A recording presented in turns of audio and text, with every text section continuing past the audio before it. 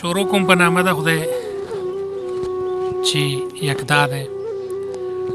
نن په دې لاره باندې تېرېدو یو مشر سره ملاقات وشو او ډېر ښکلي ماحول کې ډېر ښکلي ځای کې ناست دی. که زما دا کیمرامین تاسو ته وښیي، اوبه دي روانې دي، ښایسته مازدیګری دی، موسم هم ډېر ښکلی دی.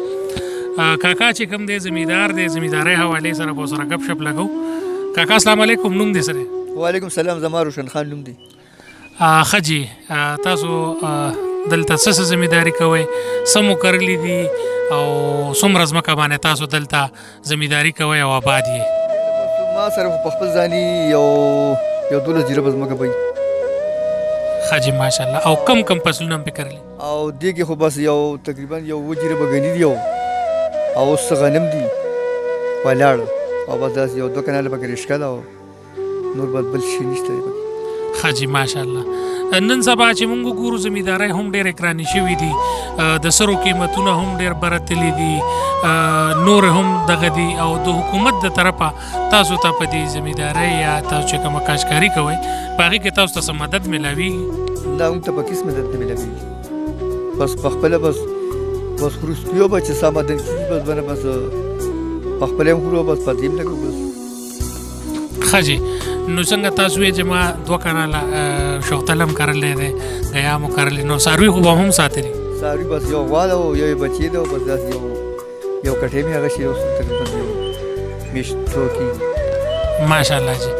د غنیم کم غني کرلی دي، کم فصل دی؟ او همدا پنجابي تخم دی او دا هم کرلي بس میل هم نه ورکړي او بس په ګوجر هم خرڅ کړي. ښه جي، ګوجرانو له هم ورکړي. نو د دې ګنو د ګوړې یا د ګاڼۍ نن سبا ګاڼو هغه سیسټم هم ختم شو؟ نشته دی د ګاڼو دغه بس اوس ختم شو. بس دلته بس ټول ګوجر له خلک ورکوي، ګوجران او بس د ګاڼۍ نشته دی، بس بیخي ګاڼۍ ختمېږي. ملګرو څنګه چې تاسو وکتل زمونږ د ګاڼو هغه سیسټم هم ختم دی، د کلیوال هغه ماحول چې کوم د هغې کومې مزې وي هغه ختمې شوي دي. چې څوک فصلونه هم کري نو بیا د هغې نه هغه رنګ حاصل نشي اخیستی، ځکه چې ګاڼیان نشته دی او هغسې د حکومت توجه هم نشته دی چې کومه توجه پکار وي.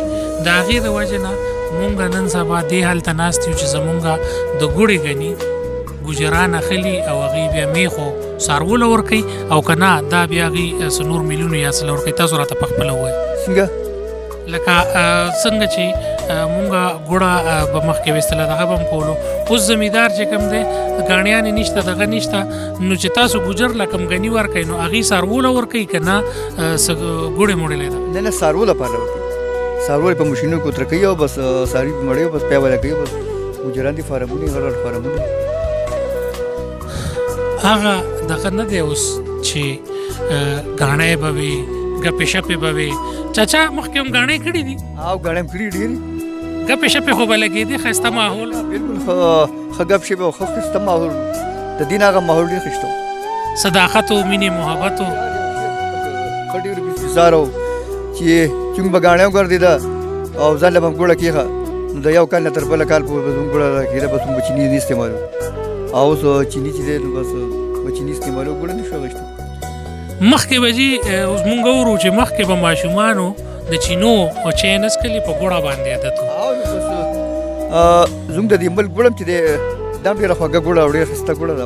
اوس خو پکې خیر دی ګوړه کې هم خلک چیني استعمالوي او رنګ کاټ یو شی بل شی دی، خو دا پخوا دا په کوم نه استعمالوي، صفا سوتره خپله ګوړه به وه بس. ماشاءالله جي، ماشاءالله.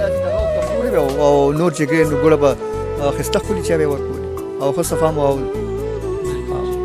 بلکل. څنګه چې ملګرو تاسو وکتل د کلي هغه صداقتونه حسن موجود دي. مونږ نه د تره سره پېژنو نه مونږ پېژنې، خو راغلو کېناستو ډېرې ښایسته خبرې وشوې او ډېر ښکلی مازدیګر دی. نو نور ملګري هم دلته موجود دي، کېدای شي هغې سره هم خبرې وشي. کاکا خوشحاله وباد. خدای به خوشحاله اوسي. تھینک یو.